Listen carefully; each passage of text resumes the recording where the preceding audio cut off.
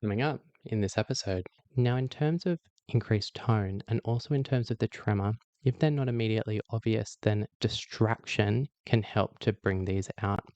So, what does that mean? I like to do it by asking the patient to move their head side to side. So, just laterally rotating the head to the left and right back again. Or conversely, other things you can do is ask the patient to draw circles with their contralateral arm, like this if you're watching on video, or you can ask the patient to perform some form of cognitive demanding task, such as stating the months of the year backwards. And often in early cases, there may be no tremor and no increased tone at rest. But then with this distraction, whatever distraction maneuver you choose to go with, it then brings out the tremor and it brings out the increased tone. And that's a really important point to know about. Hello, and welcome to the next installment of Riisfeldt Neurology Education, a not for profit, free open access project with a philosophical touch exploring all areas of clinical neurology, meant for medical students through to neurologists and any health professional caring for patients with neurological conditions. I'm your host, Tom Riisfeldt, a neurologist, epileptologist, and neurophysiologist and neuromuscular specialist, and also a physician, philosopher, and bioethicist. And today we have the first episode I'm excited to announce, which falls into the Movement Disorders and Parkinson's Disease series. And it also includes the Clinical Methods series. And it's titled Extrapyramidal Examination Theory with Pearls and Pitfalls. And that's why you'll notice that the background is a different color. It's a silver gray color because that's the color of the awareness ribbon for the Awareness Day for Parkinson's disease and related extrapyramidal disorders. A legal disclaimer before we begin. The content of this episode is for educational purposes only. So let's dive into it. Firstly, an overview of the components of the extrapyramidal examination. Some of the core components of the extrapyramidal examination have already been addressed in the preceding episodes on Riisfeldt Neurology Education, addressing the routine neurological examination. So please refer to the cranial nerves examination videos and the upper and lower limb neurologic examination videos for further details here. This includes higher center screening assessments, tone in the arms and in the legs, extraocular movements, including range, saccadic intrusions into smooth pursuit, and slow saccades if tested, and gait. So taking a step back, fundamentally, what do we actually want to evaluate for in the context of an extrapyramidal examination? Well, firstly, let's think about the core clinical components of Parkinson's disease. So, as many of us would already know, that consists of bradykinesia, and in addition to that, one or more of rigidity, rest tremor, or postural instability. So, they're the four core symptoms of Parkinson's disease, and you need to have bradykinesia, and in addition to that, you need to have one or more of rigidity, rest tremor, or postural instability. Often as a fifth component, a positive levodopa response is also included in terms of the core diagnostic features for Parkinson's disease. In addition to these core criteria, there are many secondary supportive aspects of Parkinson's disease which are amenable to examination, so we'll be discussing those in this video. But extrapyramidal syndromes are not limited to Parkinson's disease. There's also the atypical Parkinsonian syndromes or the Parkinson's plus syndromes, the three main ones of which are PSP, progressive supranuclear palsy, MSA, multiple systems atrophy, and CBD, corticobasal degeneration, or some people say CBS, corticobasal syndrome. And there are also a number of related cognitive neurodegenerative syndromes, in particular DLB, dementia with Lewy bodies, which have strong extrapyramidal features, and they all also form part of the differential diagnosis. So, when we're examining a patient who has extrapyramidal features, not only are we looking to make a positive diagnosis of, say, typical Parkinson's disease or idiopathic Parkinson's disease, we also want to be on the lookout for any atypical features that might actually sway us towards one of these other diagnoses instead. And there are some other components of the neurological examination which are essential here to help make these delineations. So, looking for cortical defects, especially apraxia, cortical motor, and cortical sensory deficits, in addition to assessing for other cortical higher centers domains, so executive dysfunction, neglect. Also looking for ataxia, which we've discussed in previous episodes, and also looking for orthostatic blood pressure measurements for a measure of autonomic cardiovascular dysfunction. What else are we trying to achieve in an extrapyramidal examination? Well, things are a bit different if the patient has already received a diagnosis of Parkinson's disease, for example, and if they're already on treatment. Because in that instance, we want to elicit whether the patient has had a good treatment response, and we want to make an assessment as to whether the patient is currently in a good on period, whether they are in an excessively on period, or if they're dyskinetic, in other words, or conversely, if they're off. So if they're hypokinetic, or as an extreme, whether they are frozen. So, the way that I like to approach an extrapyramidal assessment is, as you may have guessed, to adopt a top to tail approach. Even though this is an examination episode, I'll quickly mention some of the historical features to elicit on your history because I can't think of a better place to mention them at the moment. So, some key features in the history that you want to ask for, which are difficult to examine for directly, are features of REM sleep behavior disorder, so rapid eye movement sleep behavior disorder. So that's if someone is, rather than being paralyzed during their rapid eye movement sleep to prevent them from acting out their dreams, they lack the atonic muscular inhibition during REM sleep, and so they may appear to act out their dreams. They may be punching or kicking or other parasomnia motor behaviors that may manifest, which a bed partner may be aware of. Also, other sleep-related problems that are common in Parkinson's disease are problems like insomnia, daytime sleepiness, and fatigue, although of course they're very non-specific findings. Also, some gastrointestinal problems, namely constipation is a key one. And then also some autonomic functions affecting the genitourinary system, so urinary urgency or frequency, or in a male erectile dysfunction, or in either gender decreased libido. Also falls, depression, and also visual hallucinations. And they're important in particular in patients who are, say, on treatment and may have psychotic features in the context of levodopa or some other anti-Parkinsonian treatments. Or, of course, that's a significant finding in some of the atypical Parkinsonian syndromes, and in particular also in dementia with Lewy bodies. Then don't forget orthostatic hypotension, postural hypotension. I'm listing this at the beginning so that you don't forget about it. And then let's dive into the neurologic assessment. So, firstly, higher centers screening. I won't go over the entire higher centers examination because that will be a component of a soon to come episode to Riisfeldt Neurology Education.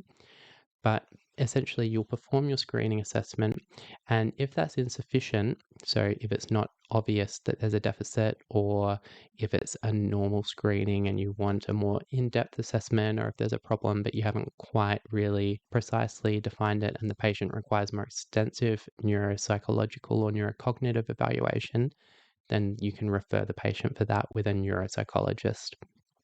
And they then do a really, really detailed assessment that takes about 3 hours to perform. In addition to that, it's not quite higher centers, but I'd bundle it together. So a brief assessment of if the patient has a low affect, so that would be part of the mental status examination from a psychiatry perspective. And also if the patient is obviously responding to visual hallucinations in the room is important. And then I would also include primitive reflexes here. So these are very non-specific, but they can be indicative of a neurodegenerative process affecting the cognitive system or the extrapyramidal system. And there's quite a few of these, but the main ones that I like to look for are a glabella tap. So that's tapping in the glabella region just in between the two eyes like this. And the normal response is that the patient may blink once or twice, but then they should stop blinking. So you continue tapping and the patient does not continue blinking. Whereas an abnormal response is the patient blinks with every tap, but they keep doing it. So you tap 5, 10, 15 times, and they'll just continue blinking every time that you tap on their glabella. And it has to be not really, really strong, but not too weak either. It should be a decent tap. The other two that I like to look for are the grasp reflex. So that's when you stroke the palm of the hand like this. And so you just do a nice gentle diagonal movement across the palm of the hand, and you see if the patient grasps onto the hand. And the other one you can do is the palmomental reflex. So that's similar, but a bit different. So you're doing a scratch. So you use the fingernail and your thumb, and you do a scratching movement more in the slightly more proximal part of the palm, just distal and just medial to the medial border of the thenar eminence. So just about there, if you can see on the video, if you're watching along on video, and you just do a scratch. And what you're looking for is a small, sometimes it can be difficult to see, so you have to look closely, a small little twitching movement on the side of the face, lower down in the lower face near the mentalis. So that's why it's palmomental. You're scratching the palm and you get this reflex twitch in the mentalis muscle, the palmomental reflex. So all three of these reflexes are highly non-specific because they are really frontal release signs in a sense. So you'll know that for some of these reflexes, especially the grasp reflex and some of the other primitive reflexes, we see these in the pediatric setting, especially in neonates and infants, and they have an evolutionary basis. And then as we age and we get out of the neonatal and the infantile period, these primitive reflexes go away. But what we see in some neurodegenerative conditions, including extrapyramidal conditions that we're talking about in this episode, with these frontal neurodegeneration, the inhibition of these deep-seated pediatric reflexes goes away, and so they cease to be inhibited, and so they come back so they can be examined for. You're not ever going to be able to make a diagnosis of a specific neurodegenerative problem on the basis of the presence or the absence of these reflexes, but it's just adding additional pieces to the puzzle. So if these reflexes are present, that could be supportive of the patient having some form of neurodegenerative process present. Then we go into the cranial nerve examination, and of course you're doing a full cranial nerve examination, but some of the things in particular that you're looking for in the extrapyramidal context is firstly anosmia or hyposmia. And that's something that you might forget to examine and you might forget to ask for. And I don't routinely examine this beyond the extrapyramidal context, but if you're seeing a patient with Parkinson's disease, it is good to ask about that and examine for that. Then cortical visual field deficits and neglect are important for CBD, in particular, corticobasal degeneration. Then ophthalmoparesis testing is important, and particularly we're interested in vertical gaze, and in particular, we're interested in downwards vertical gaze. So I was meaning to mention this in the cranial nerve episode, but I forgot to mention it. It's not uncommon for normal elderly patients to have partially or very restricted up gaze. You'll notice this in your daily practice if you're just doing ophthalmoparesis examinations on a geriatrics ward. It's really, really, really common that as we get older, our up gaze decreases, and that is not necessarily pathological in its own right. It's very common and it doesn't mean much in isolation. However, impaired downwards gaze is much more specific as being an extrapyramidal problem, which can be seen in a number of extrapyramidal conditions, but it is especially important when considering PSP, progressive supranuclear palsy. And actually, the supranuclear in PSP is referring to the supranuclear control centers for vertical gaze. So it's actually referring to, it's in the name of PSP that there is this supranuclear problem. There's this problem with the coordination of vertical gaze centers, so the patient can't look downwards very well. Other things that you can look for when you're examining eye movements is saccadic intrusions. So that's when you're doing your cranial nerve examination and you're testing slow, smooth eye movements. Perhaps that's horizontal or vertical, doesn't matter too much. And instead of being a nice smooth movement, it appears jerky. So there are these saccadic intrusions into what should be a smooth pursuit. I will say that this is very, very non-specific. So you're not going to be able to make a diagnosis of a particular condition based on the presence of this sign. But similar to the reemergence of the primitive reflexes, it just is an additional piece of the puzzle that builds the case for this patient having an extrapyramidal syndrome. One other thing that you can look for, which is often forgotten about, is a reduced blink rate. So the number to remember is 20. So if the patient is blinking 20 times a minute or more, then that's okay. But if they're blinking less than 20 times per minute, then that's consistent with reduced blink rate. And that can be seen in Parkinson's disease and in some other extrapyramidal conditions. Then one other classic finding in Parkinson's disease is hypomimia, or a masked facies. So that's a patient who has a relatively expressionless face. So they don't have weakness of the seventh nerve per se. So or the muscles controlled by the fifth nerve. So when you're testing for the fifth and the seventh nerve, they should still be able to move the face. But you should be taking note of, during the history and during the examination, does the patient seem to have a socially appropriate range of facial expressions when they're communicating and when they're reacting to things that you're saying? And if they just have a full-on poker face the whole time, then that's what hypomimia is. So they're just completely non-reactive, or it appears that they're non-reactive in the muscles of facial expression, as if they're holding a royal flush in their hand and they're doing their absolute best not to tell their opponents that they've got a winning hand. So they've just got their best poker face on. So that's what hypomimia is.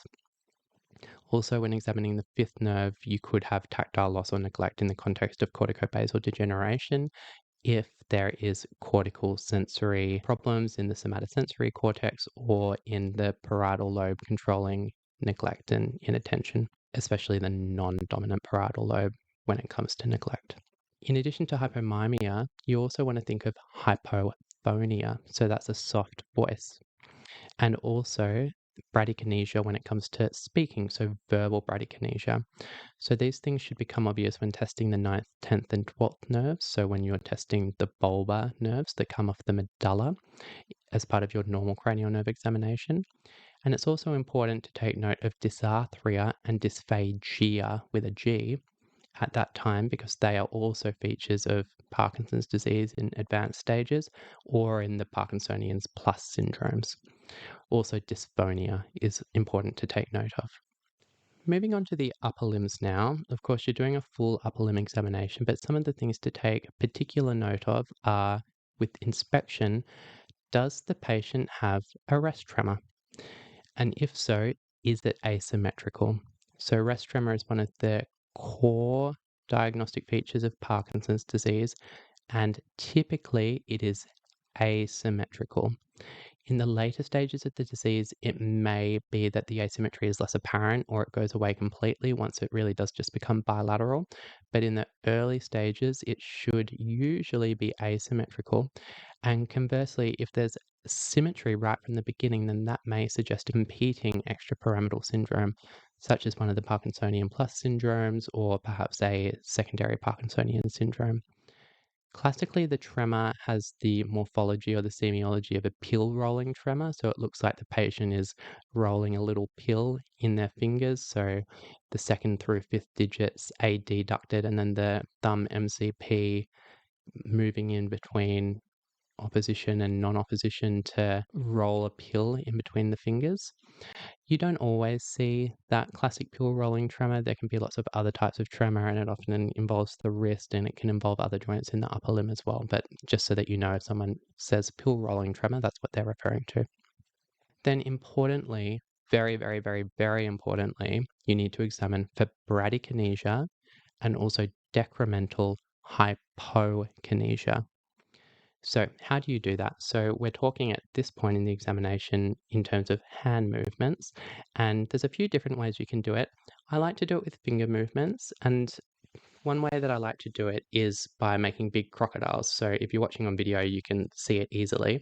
If you're just listening along on podcast, I'll describe it. So again, the second through fifth digits are adducted, and then you're using that as the top of the crocodile mouth, and then your thumb is the bottom of the crocodile mouth, and then you're just flexing and extending the MCPs of the second through fifth fingers repeatedly to make a big opening and closing crocodile mouth.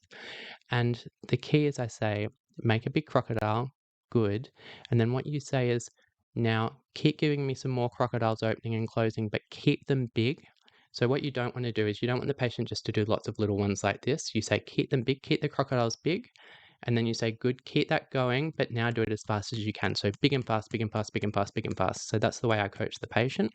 So you want them to be big and fast, and then you see what happens. And if the patient really slows down, or if they develop decremental hypokinesia, so they might stay fast, but the amplitude of the movement may progressively decrement so that they're just doing little ones by the end, then that is abnormal, and that's consistent with Parkinson's disease or with some other extrapyramidal problem. And again, asymmetry is a pretty important, in fact, it's a very important factor to look for here. So classically, especially in the earlier stages of typical Parkinson's disease, there will be asymmetry, and it should be the same side which is involved in terms of the rest tremor and also in terms of the tone, which I'm going to get to next. Now on to tone. So tone in the context of an extrapyramidal syndrome like Parkinson's disease should be increased. So it should be hypertonia, P-E-R tonia. And as I mentioned, extrapyramidal hypertonia in the context of Parkinson's disease should be of the lead pipe variety. So it's rigidity. And what that means is that it's velocity independent. So it doesn't matter whether you move the joint quickly or slowly, the tone should still be increased the whole way through, in contradistinction to an upper motor neuron lesion affecting the pyramidal tracts, the corticospinal tracts, which conversely causes a velocity-dependent hypertonia or a spastic or clasp knife hypertonia. So just to reiterate, the increased tone in Parkinson's disease and related extrapyramidal conditions is rigidity, described as a lead pipe rigidity. And if there is a superimposed tremor, then the patient may have cogwheeling. As I mentioned just a moment ago, we're also looking for asymmetry in the increased tone, just as we are looking for asymmetric bradykinesia or decremental hypokinesia or an asymmetric tremor, all in the same arm in the context of typical Parkinson's disease, especially in the early to mid stages of the condition. Now, in terms of increased tone and also in terms of the tremor, if they're not immediately obvious, then distraction can help to bring these out. So what does that mean? I like to do it by asking the patient to move their head side to side. So just laterally rotating the head to the left and right back again. Or conversely, other things you can do is ask the patient to draw circles with their contralateral arm, like this if you're watching on video. Or you can ask the patient to perform some form of cognitive demanding task, such as stating the months of the year backwards. And often in early cases, there may be no tremor and no increased tone at rest. But then with this distraction, whatever distraction maneuver you choose to go with, it then brings out the tremor and it brings out the increased tone. And that's a really important point to know about. Now, in terms of your power and sensory testing, including neglect, that's predominantly relevant for some of the Parkinson's plus syndromes, such as CBD. Coordination is especially relevant for MSA, multiple systems atrophy, because, of course, ataxia is one of the core components of MSA. And then other secondary features of Parkinson's disease you can look for here is micrographia. So give them a pen and some paper and ask them to write a sentence. And if the patient has very, very, very, very small handwriting, then that is typical of Parkinson's disease. And of course, you'll be taking note in your inspection as well of any obvious dyskinesias that may be emerging as a treatment side effect if the patient is on treatment. So especially if they're on levodopa or similar and they're excessively on and they have dyskinetic, so excessive hyperkinetic movements, not just a tremor, but dyskinesias, then that's very important to take note of. This is the last slide in this talk, so a bit of a shorter talk today. We're now onto the lower limbs. What are we looking to examine here, specifically in the extrapyramidal context? Firstly, we're looking at stance. So that's what it normally would include. But in addition, in this context, we're doing retropulsion testing. And that's a test for postural instability, which you'll remember is one of the 4 core components of Parkinson's disease. So, how do you actually measure or how do you examine for postural instability? You get the patient to stand up, not next to a bed or a wall or anything like this, so there needs to be plenty of space.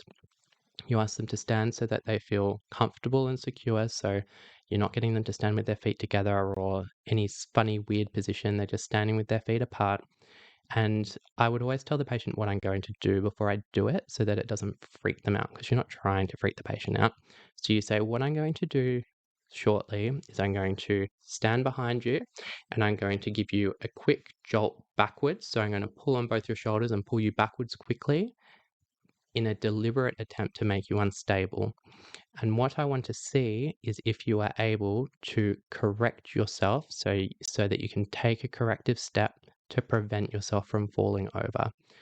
And you say, don't worry, I'm not going to let you fall. I'm standing behind you. So if you are unable to correct yourself, I will catch you so you will not fall. Don't worry. And obviously, if you have a very obese patient or a patient who's much larger than you, then you have to make sure that you're doing it safely. So if you as the examiner are a very small person and your patient is very big, then you might need someone to help assist with this, because obviously you don't want the patient to fall. So this is essentially a way to assess the patient's balance system in a fairly integrated way to see, is this patient able to prevent themselves from falling over? So you then stand behind them, you've given them the warning, and then you pull them back. And a normal response would be the patient is just able to correct their balance and lean forward a bit and correct the shift in the center of gravity and not fall over. Or they should be able to just take a single step back with one foot to widen their stance, widen their base of support, and not fall over. So that's what a normal response would be. An abnormal response is the patient cannot make that correction. And so they take a step back and then their center of gravity is still behind them and they're still falling backwards. And then they take a second step back and a third and a fourth, and they're clearly not winning and they're about to fall backwards. And then you have to support them and catch them to stop them from falling over. And that would be an abnormal or a positive test for retropulsion testing. And that's supportive of a diagnosis of Parkinson's disease in particular, or other extrapyramidal syndromes. Then in terms of the actual gait assessment, some of the specific things that you're looking for, typical of Parkinson's disease, would be a stooped posture, a bradykinetic gait, typically with festination. So what's festination? That's when someone starts slow with their walking. So they start with slow, small steps. And I should say a shuffling gait is also typical of Parkinson's disease. But in terms of the festination, they start with slow, small shuffling steps.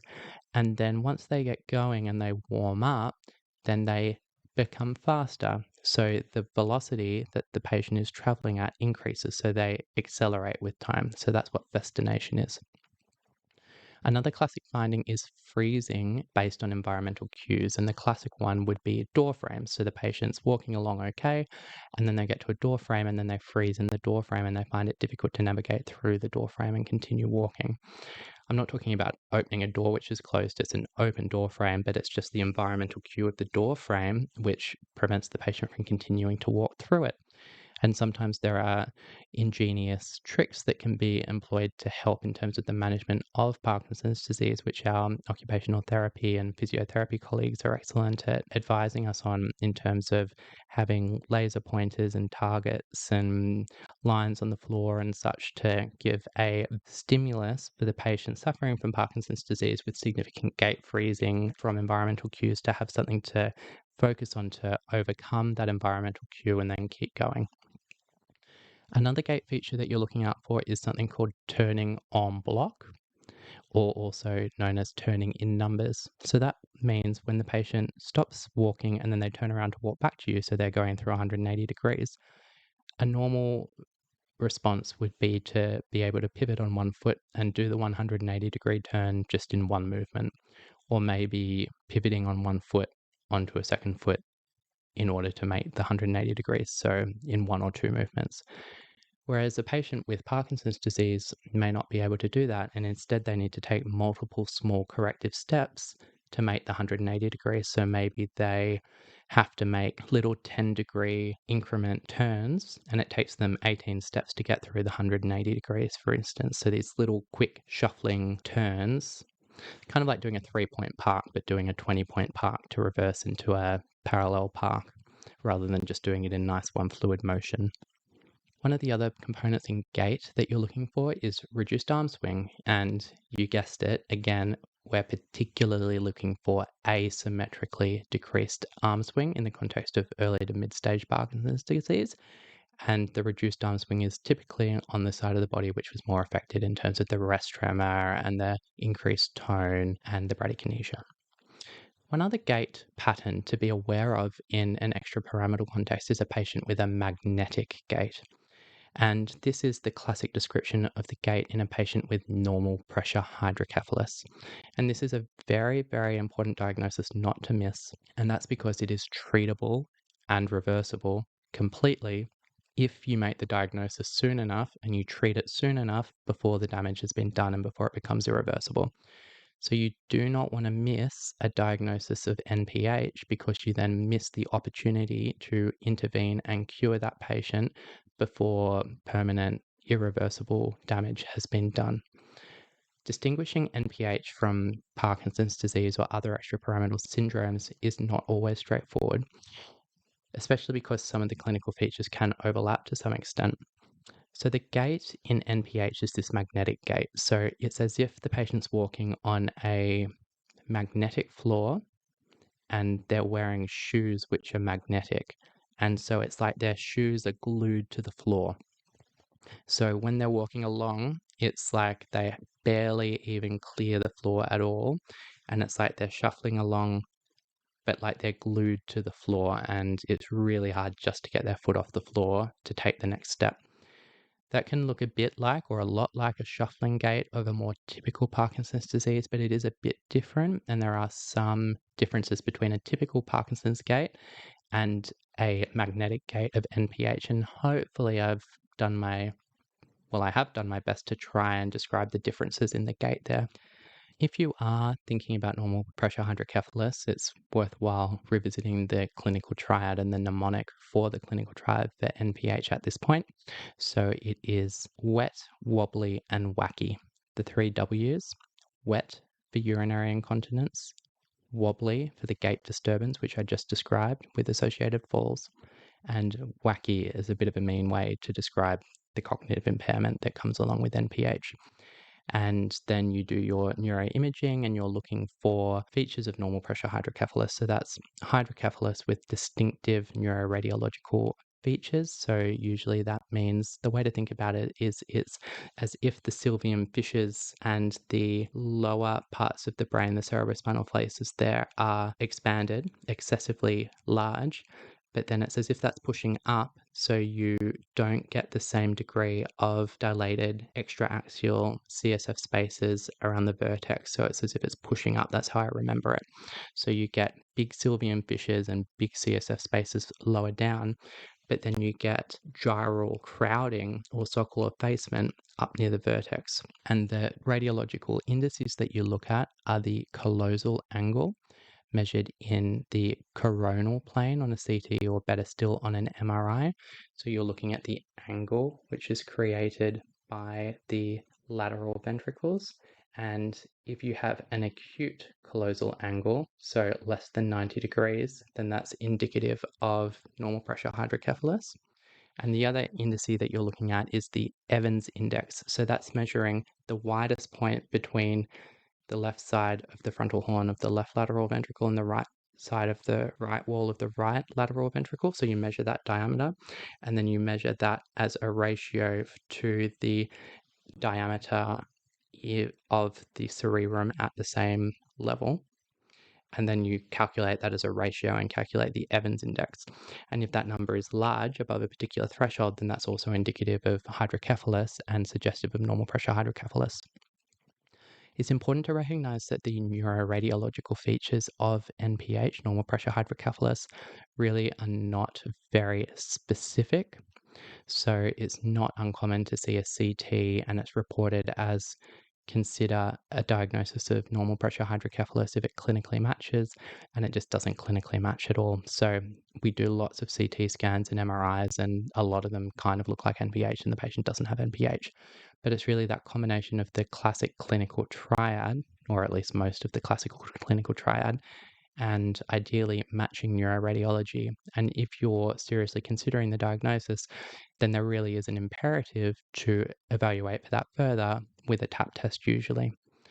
But I think I've said enough about that for this episode. Got a bit sidetracked there, so let's move on. So we've just spoken about stance and gait. Let's move on to the other components of the lower limb assessment. So rest tremor and tone. Of course, you're evaluating for these as well, although they're much less involved typically than the upper limbs in Parkinson's disease and other extrapyramidal syndromes, especially in the earlier stages. Again, power and sensation are important, including neglect, especially relevant in some conditions such as CBD. And then coordination is particularly relevant for MSA, just as it was in the upper limbs. And again, you're assessing for any dyskinesias as evidence of a treatment side effect, just as you were in the upper limbs.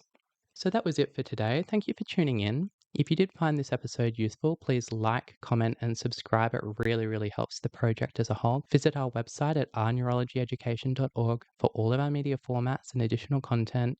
Find our video presentations on YouTube and our audio podcasts wherever you listen to your podcasts, and join us on your preferred social media platforms, all at the domain rneurology education. And email us on contact@rneurologyeducation.org with any questions or to subscribe for updates when new content is released. From cortex to curiosity, this has been Riisfeldt Neurology Education. Until next time, keep calm and synapse on.